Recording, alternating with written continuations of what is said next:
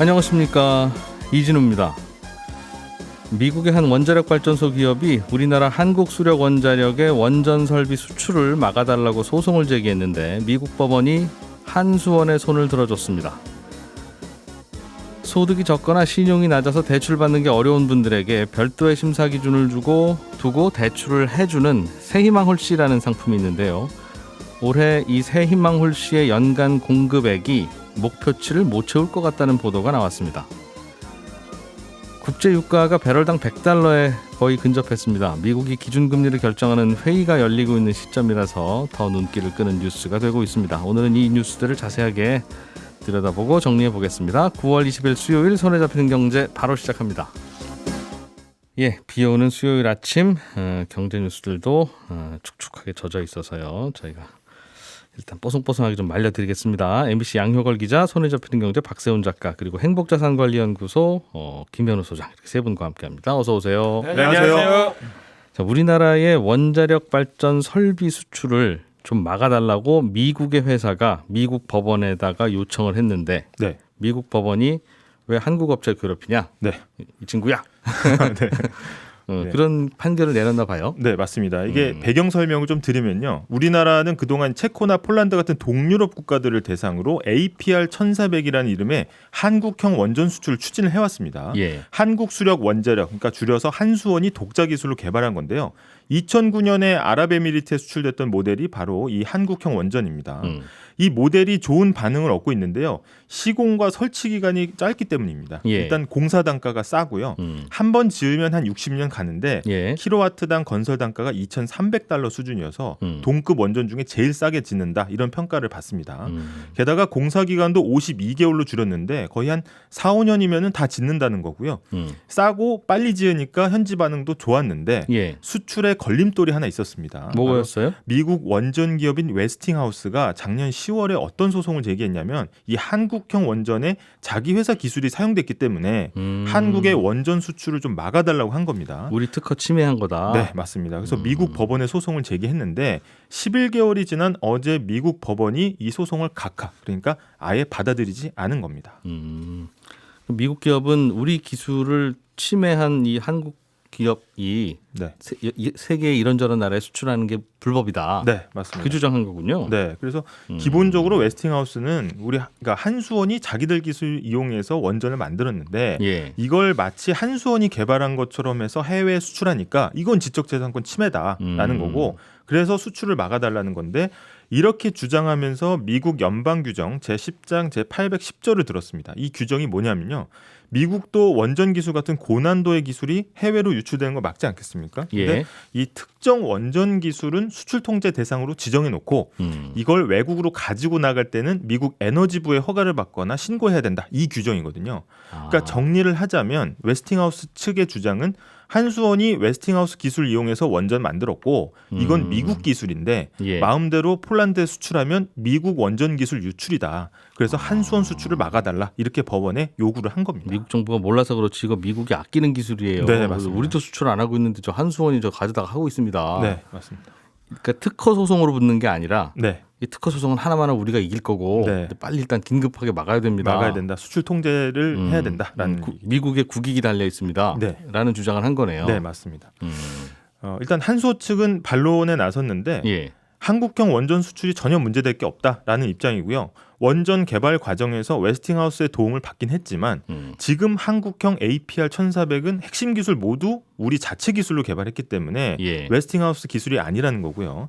자체 개발한 원전 기술은 미 정부의 사전 허가만 받으면 된다는 겁니다.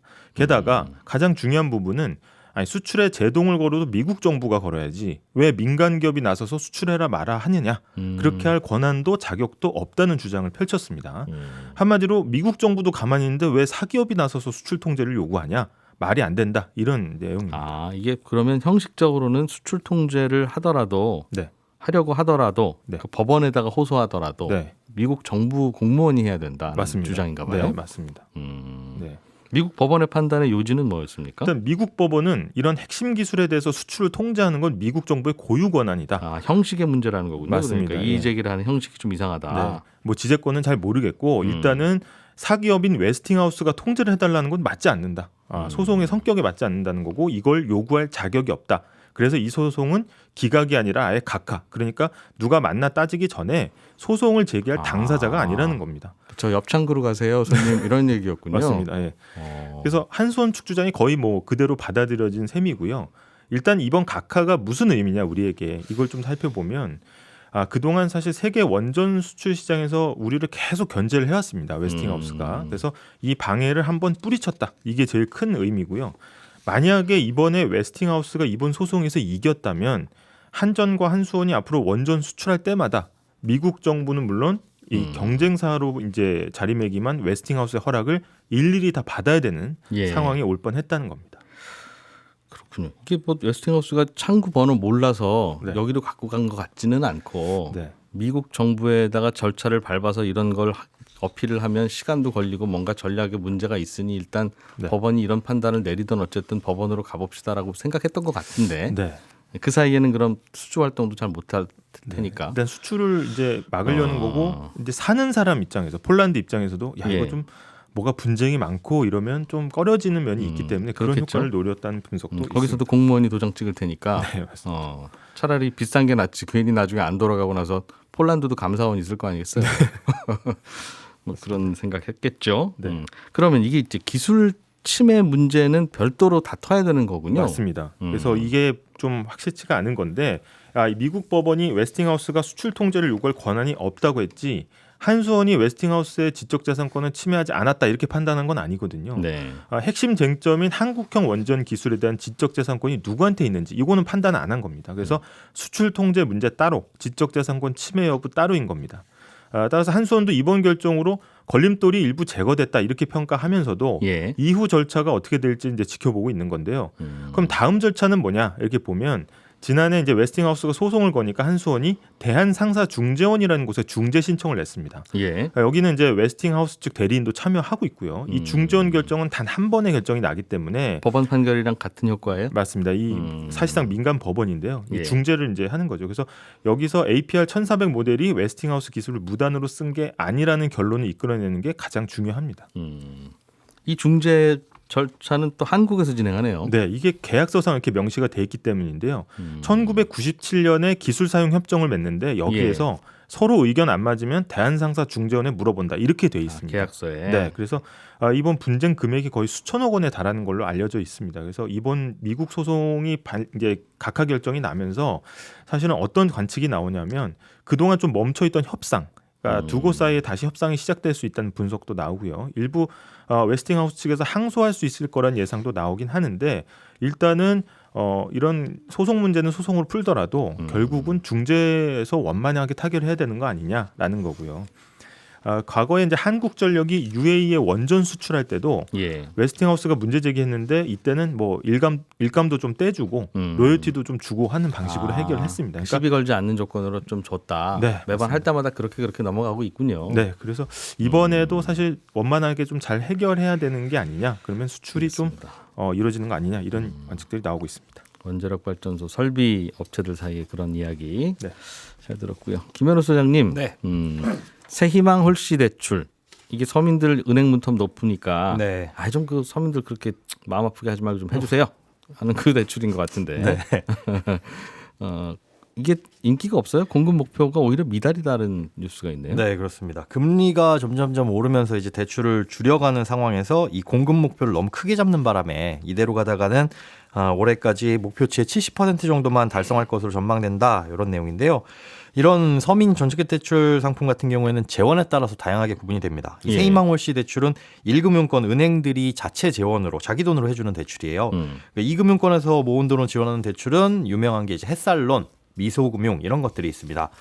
우리가 일반적인 대출을 받으려면 각 금융회사의 심사 기준에 따라서 대출 가능 여부, 뭐 한도, 금리 이런 게 결정되잖아요. 그런데 이 새희망 홀씨는 소득이 적거나 신용이 낮아서 은행에서 대출 어려운 분들을 대상으로 각 은행의 신용대출 심사 기준이 아니라 별도의 이 공통적인 심사 기준을 두고 이거에 맞춰서 대출을 해줍니다. 그러니까 쉽게 말해서 새희망 홀씨는 1금융권 대출 받기엔 소득이나 신용이 살짝 부족하고 그렇다고 2금융권으로 넘어가기에는 양호한 이런 분들이 이용할 수 있도록 그렇게 만든 취지의 대출입니다. 서민용 중금리 대출이네요. 네, 그렇게 보시면 되죠. 예. 근데 이 새희망홀씨 대출은 취약차주 지원한다는 취지로 연간 얼마를 공급하겠습니다라는 목표를 정해놓고 있고 정부에서는 그걸 달성하도록 독려를 하거든요. 예. 근데 재작년에 금리가 연말부터 이제 슬슬 오르면서 은행들이 예대 마진으로 수익이 많이 증가하자 이제 은행들 폭리 이거 제한하겠다 하면서 작년에는 뭐 예대 마진 공시 이런 조치들이 나왔잖아요. 근데 올해 4월에는 뭐 같은 취지로 취약차주들에 대한 자금 지원 늘려라. 은행 너희들만 배부르지 말고.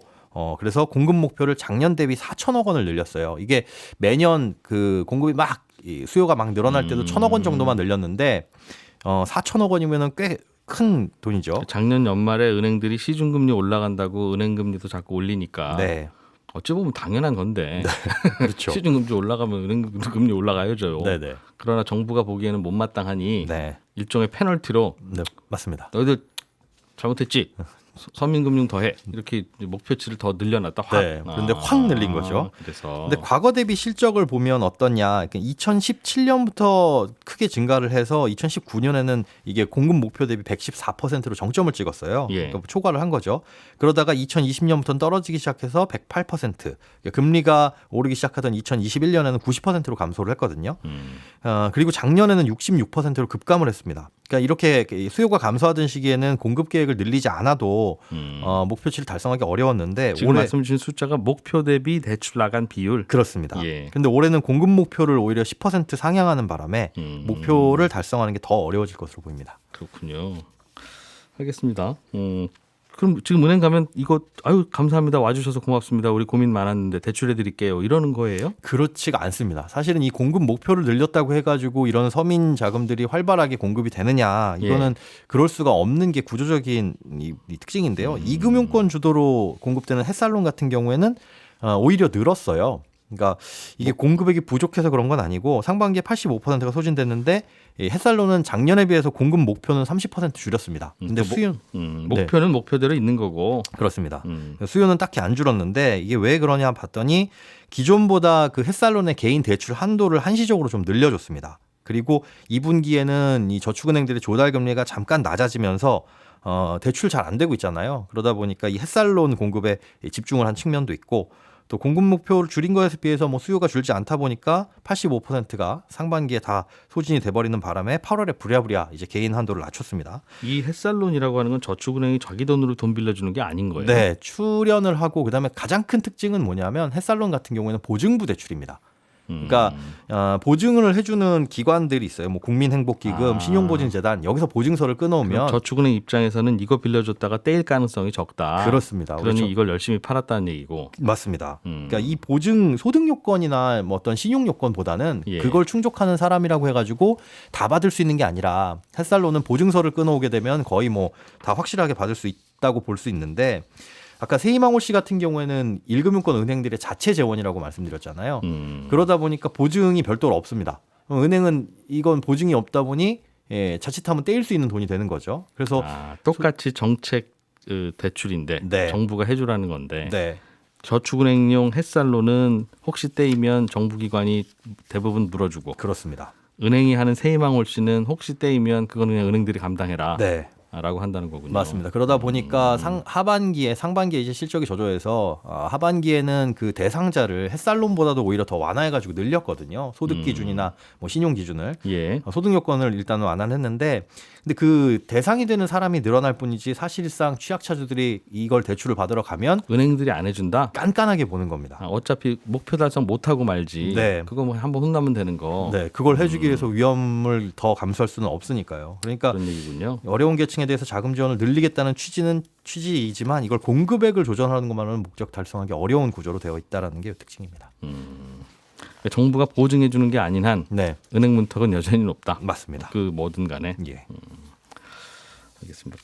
그렇겠죠. 은행도 뭐 사기업이고 주주들이 있는데 떼이는 대출을 낮게 해줄 수는 없을 테니까. 그렇죠. 네, 알겠습니다. 국제유가가 배럴당 어느새 $100에 근접했다는 소식. 그렇습니다. 예. 국제유가의 기준점이라고 할 수 있는 브렌트유 같은 경우에 11월 인도분 선물 가격이 배럴당 $95를 넘겼거든요. 예. 올해 최저치였던 3월하고 비교해 보면 30% 이상 오른 겁니다. 그리고 나이지리아산 원유나 말레이시아산 원유 같은 일부 유종 같은 경우에는 현물 가격이 지금 $100를 넘기기도 했어요. 일종의 프리미엄이 붙어서 거래가 되고 있는 건데 머지않아 3대 유가도 $100를 넘길 거다. 배럴당 그런 전망이 나옵니다. 국제유가가 오르면 산유국을 제외한 나머지 국가들은 참 괴로워지는데 예. 지금 특히 이 뉴스가 주목을 받는 건 미국에서 기준금리 결정하는 회의가 지금 열리고 있거든요. 근데 혹시라도 국제유가 오른 게 소비자 물가를 끌어올리고 그러면 미국이 기준금리를 더 올리는 거 아닌가 하는 생각 때문에 주목을 받고 있는 거고요. 예. 물론 이번에는 동결을 할 거라는 전망이 매우 우세하지만 지금처럼 국제유가가 오르고 혹시라도 3대 유가가 배럴당 $100를 넘기게 되면 미국이 11월에는 금리를 올릴지도 모른다라는 겁니다. 쉬고 있는데 또 올라갈 수도 있다 금리가. 그렇습니다. 그래서 더더욱 주목을 하고 있는 건데 다만 이런 해석도 나옵니다. 요새는 국제유가가 오르고 그래서 미국 내 휘발유 가격이 오르면 미국 사람들이 기름값 대느라 소비를 줄일 가능성이 커지기 때문에 다른 지출은 줄어든다. 그렇습니다. 소비자 물가가 오히려 안정적이 될 수도 있다. 이런 해석도 나오긴 합니다. 기름만 왜냐하면 빼고 나머지는 내린다. 그렇죠. 우리는 휘발유 가격이 오르면 차를 집에 두고 대중교통을 이용하게 되지만 미국은 그게 안 되는 나라다 보니까 예. 주유소 휘발유 가격이 올라가면 기름을 덜 넣거나 대중교통을 이용하는 게 아니라 다른 지출을 줄이는 경향이 있습니다. 그래서 미국 사람들의 주머니에 코로나 때 정부한테 받은 보조금 혹은 저축이 좀 남아 있다면 휘발유 가격이 올라도 소비를 계속 하겠지만 그게 아니라면 예. 국제유가 오르는 게 소비 위축으로 이어질 수도 있다는 거죠. 물론 이건 어디까지나 그럴 수도 있다는 일종의 가설이라서 실제로 국제유가 오른 게 인플레를 오히려 잡을지 아닐지는 알 수 없는 일이긴 하지만 예. 가능성이 또 전혀 없는 해석은 아닌 것 같기도 하고요. 참고로 기준금리 미국의 기준금리 발표가 이제 내일 새벽에 나오거든요. 우리 시간으로 내일 새벽. 내일 새벽 3시에 나옵니다. 내일 아침 이 자리에서는 알겠네요 이제. 그 내용을 제가 내일 또 정리해서 말씀드리겠습니다. 알겠습니다. 야, 유가는 그러니까 오르는 게 인플레를 자극하는지 아니면 인플레를 결국은 막는 일이 되는지 예. 이게 학설이 분분하군요. 그렇습니다. 야, 이거 간단한 건데 이게 경제학자들이 모여서 이 결론이 안 난다는 건 정말 신기합니다. 그렇죠. 또 근데 또 국제유가가 오르는데 만약에 금리가 내려가는 현상이 생긴다는 건 그건 또 이제 예. 경기 침체라는 얘기거든요. 그렇겠죠. 예전에 미국이 그 2008년인가요? 서브프라임 모기지 사태 때 왜 대출받은 서브프라임 모기지 대출이 갑자기 연체가 늘어났나? 나중에 이제 돌이켜 봤더니 국제유가가 너무 올라서 사람들이 이자 갚을 돈으로 기름 넣고 나면 없더라. 그래서 이자가 연체되기 시작하고 그게 이제 뭔가 단초가 돼서 이 리만 브라더스 사태가 터졌다는 거잖아요. 그렇습니다. 그 당시에 갤런당 $4를 넘겼거든요. 그래서 갤런당 $4라는 숫자가 굉장히 상징적이기도 합니다. 그냥 벌써 15년 넘은 일이네요. 예. 자, 외신 하나만 더 보죠. 중국 정부가 화장품 수입을 막고 있다. 예, 만리장성을 쌓고 있습니다. 요즘 중국 경기 안 좋다라는 건 모르는 사람이 없을 것 같은데 이런 와중에 유독 화장품 시장은 좀 호황이에요. 중국에서? 예. 그리고 앞으로도 중국의 화장품 시장은 더 커질 걸로 보이거든요. 그런데 중국의 화장품 수입액은 2년 전부터 규모가 점점 줄고 있습니다. 심지어 올해 상반기 같은 경우는 코로나 규제가 풀린 상황이라서 수입을 더 늘렸을 것 같은데 거꾸로 작년보다 더 수입을 안 한 겁니다. 그래서 왜 그런가 하고 봤더니 그 이면에 2년 전부터 시행 중인 중국 정부의 규제가 있더라라는 보도가 나온 겁니다. 중국 정부 입장에서는 수입 화장품에 대한 규제. 그렇습니다. 국산 화장품 쓰자고 한다는 거군요. 중국이. 그렇죠. 어떤 규제예요? 대표적인 규제를 보면요. 중국에 화장품을 수출을 하려면 화장품에 어떤 성분이 들어가 있는지, 원자재는 어디서 어떻게 조달을 했는지, 화장품을 어떤 방식으로 만들었는지 이런 구체적인 데이터를 반드시 제출을 해야 됩니다. 물론 중국 정부가 이런 규제를 만들었던 명분은 중국에 유통되는 화장품들을 봤더니 불량품이 너무 많더라. 그러니까 제조 단계에서부터 규제를 하겠다라는 거였거든요. 근데 중국에 화장품을 수출하는 회사 입장에서 볼 때는 자기들이 제출한 데이터가 중국 정부가 관리하는 데이터베이스에 저장이 되는데 일단 일일이 그 데이터 다 만들어서 내는 것도 힘들지만 그걸 다 적어서 내면 마치 유명 떡볶이집의 양념 비법을 다 알려주는 거랑 마찬가지인 거라서 화장품 회사들의 노하우가 드러나게 된다는 거죠. 너네 화장품 어떻게 만들었는지 다 가져와봐. 그렇습니다. 불안해 우리는. 그렇죠. 그러나 불안해서 묻는 게 아니잖아요. 우리 비법을 알고 싶어서 그러는 거잖아요. 그런 겁니다. 화장품 수출하는 회사 입장에서는 매우 난감하죠. 반면에 중국의 화장품 회사들 같은 경우에는 손 안 대고 코 푸는 격으로 유명 화장품 회사들의 제조 비법을 따라할 수 있게 되는 겁니다. 이런 규제가 첫 번째 있고요. 두 번째는 동물 실험 규제가 아직 남아 있어요. 중국에는 예. 점차적으로 지금 없애고 있는 추세긴 한데 여전히 염색약이라든지 선크림, 자외선 차단제 같은 특수 화장품들은 동물 시험을 반드시 받아야만 중국에서 판매가 가능하거든요. 근데 지금 다른 회사들은 점점 더 동물 시험 안 하고 있는 추세라서 중국에 수출하려면 동물 시험을 받아야 되니까 그것도 좀 지금 규제의 허들로 느껴지고 있는 겁니다.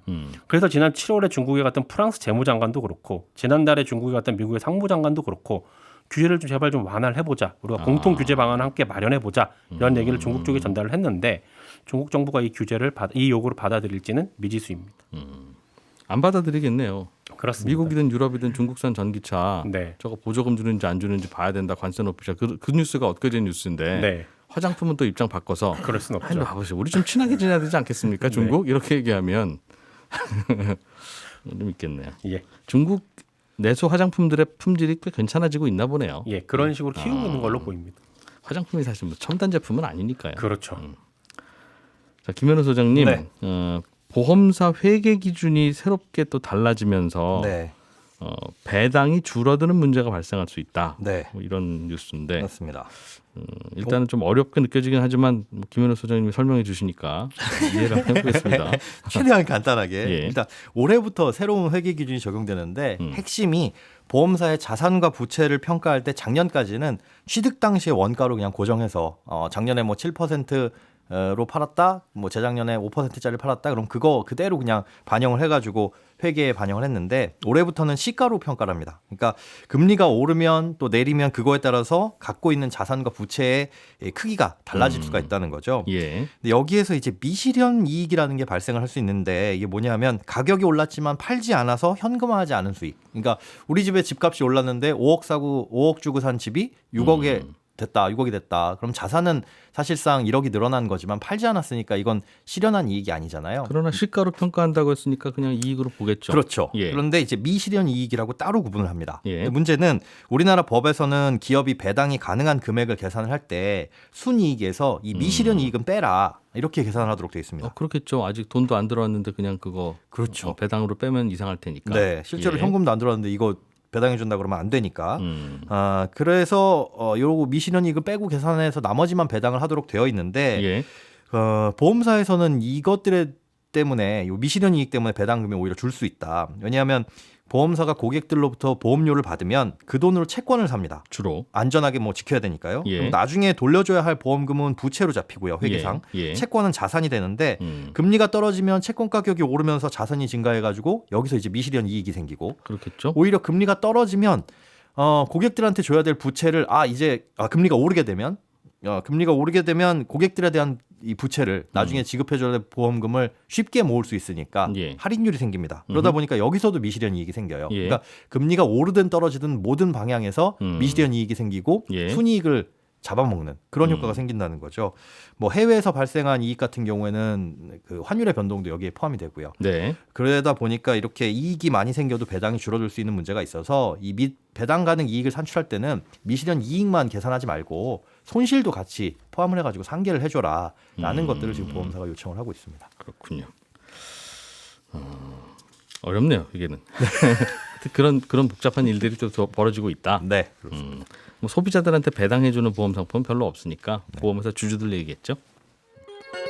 예, 저희는 내일 아침 8시 30분에 또 모여서 재미있는 경제 뉴스들 더 재미있게 전달해 드리겠습니다. 이진우였습니다. 고맙습니다.